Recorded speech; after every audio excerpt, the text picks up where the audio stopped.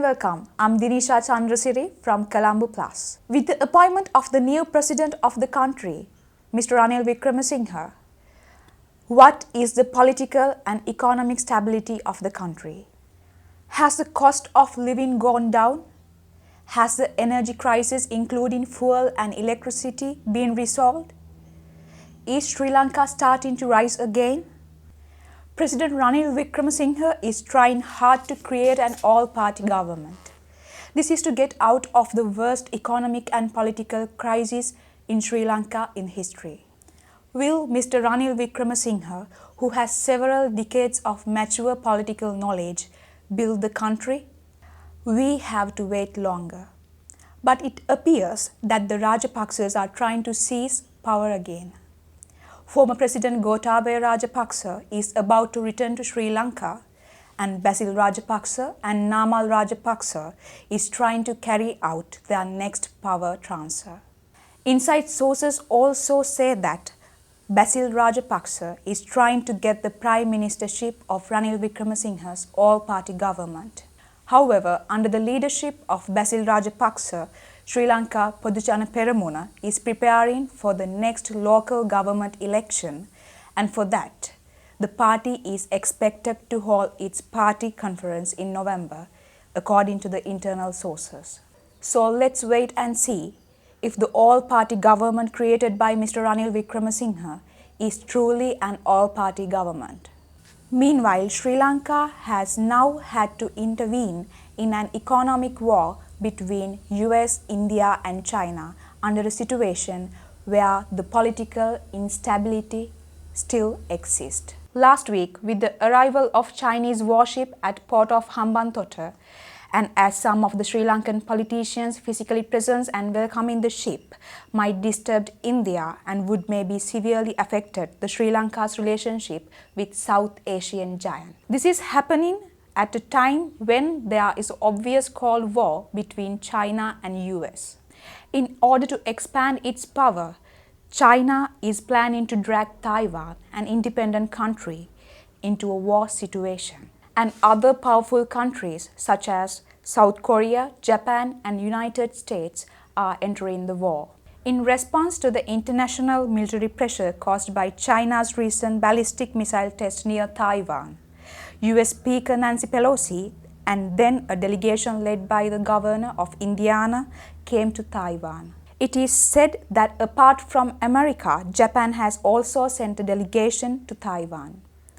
This could be the start of the next World War. Why China is trying so hard to invade Taiwan? Taiwan is the #1 producer of computer chips in the world. Also, many American companies have invested in Taiwan.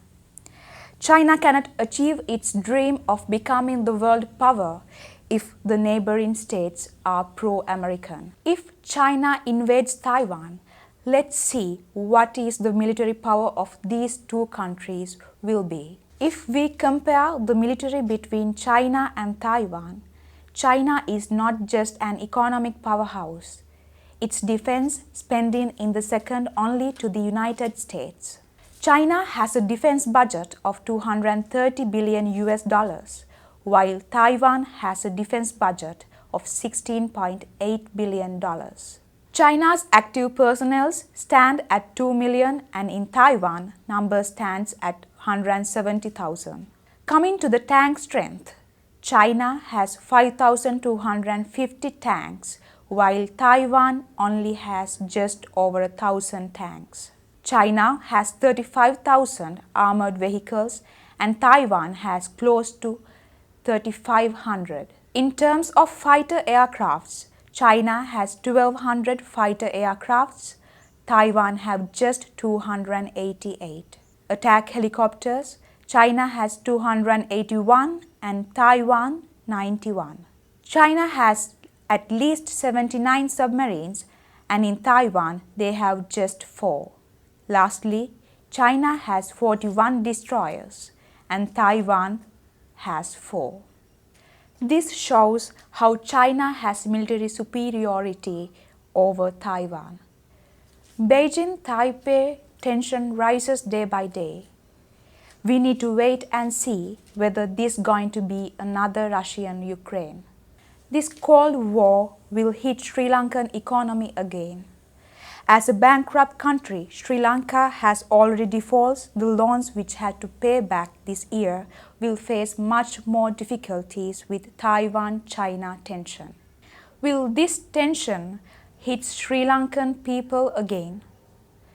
Will they come across the streets again?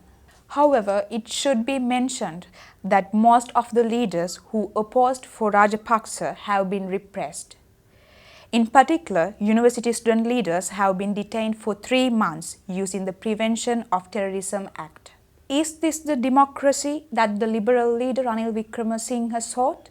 Even the Western countries, which were about to let the country recover, had condemned these incidents and repressions. Don't we finally lose the support of any other country? According to the foreign media, the daughter of Russian President Putin has been killed by Ukrainian intelligence. What will happen to the future of Sri Lanka if the world is drawn to the state of war day by day? Channel Plus One, we are always attentive. We will meet again. I'm Dinisha Chandrasiri from Colombo Plus.